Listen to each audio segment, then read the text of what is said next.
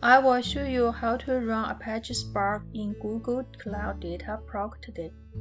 I will use the sample Spark Pi code. There are two ways to run the job in the Dataproc. One way is to set up a Dataproc cluster, then run the job in the cluster. The other way is to set up the Dataproc workflow template, then start the job workflow from the Cloud Composer.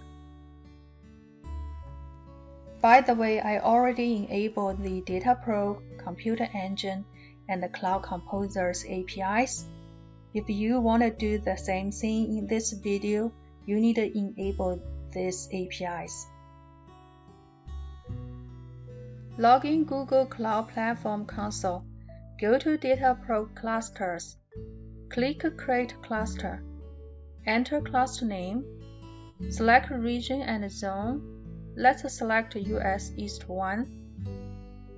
You can set up a cluster type and other options here. You can also customize the cluster, but this video will focus on how to run the job, so I will leave everything else as default and click Create Cluster. The new cluster will appear in the cluster list with the provision status. I will pause the video till the status changes to running. Click Jobs in the left pane to switch to Dataproc's Jobs view. Then click Submit Job, enter the job name, select the class just create, select Spark as job type, then enter the main class or jar, enter the jar file, enter the arguments with 1000, leave everything else as the default, click Submit. The job is running, and then the status changes to succeed after it completes. You can see the job output with a rough volume for Pi. Now let's move to the second way to run the same Spark Pi job. Go to Cloud Composer. Click Create Environment. Enter the composer's name. Select a location. Let's select US Central 1. You can also select the zone. Leave all other settings as default. Click Create. It will take around 15 minutes for the environment to complete. Instead of waiting for the environment to be ready, let's go to Dataproc Workflows to set up the workflow template. Create the Spark Pi workflow template with the gcloud Dataproc workflow templates create command. With the same region of a Cloud Composer environment in US Central 1.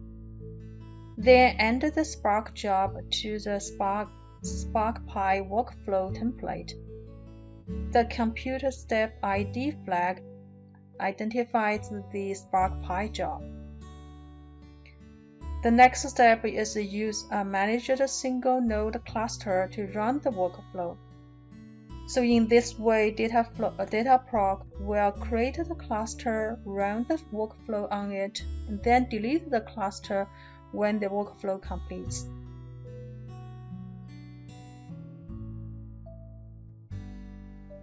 The Spark Pi template is ready.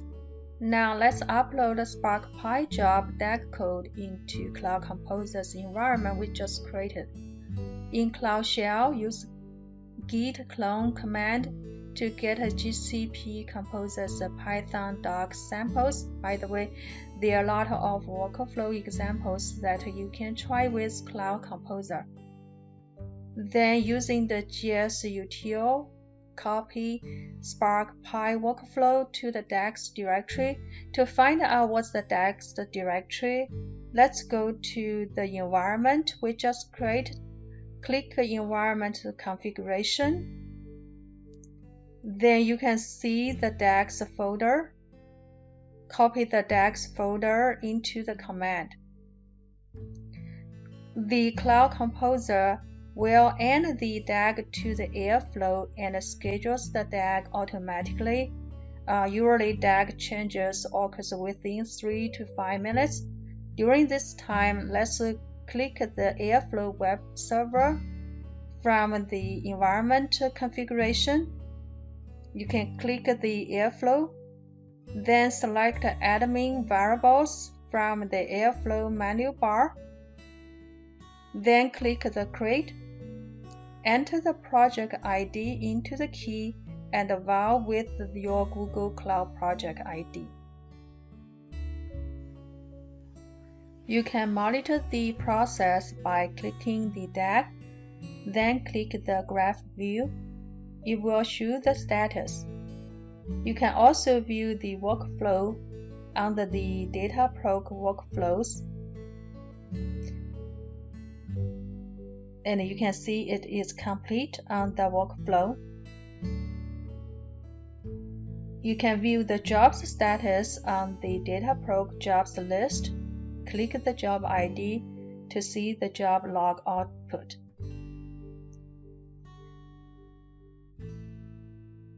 Now let me show you the GCE VMs so you understand the different VM instances for Cloud Composer workflow versus the Dataproc job.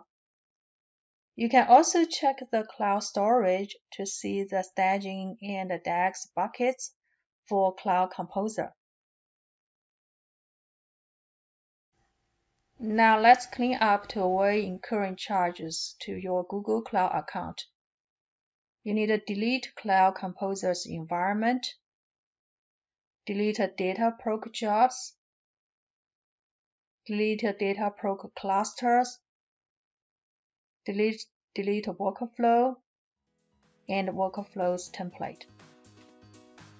If the buckets of Cloud Composer's staging and DAGs are still there after you delete the Cloud Composer's environment, then we should remove them.